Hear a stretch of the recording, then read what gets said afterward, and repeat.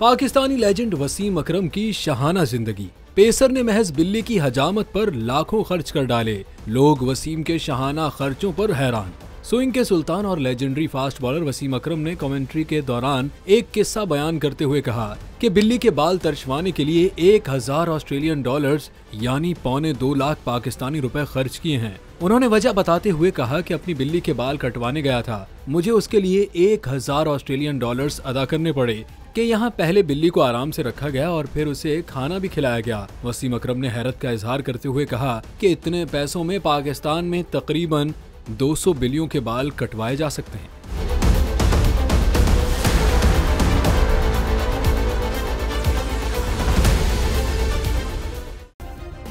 Subscribe करें और bell दबाएं ताकि कोई खबर रह न जाए।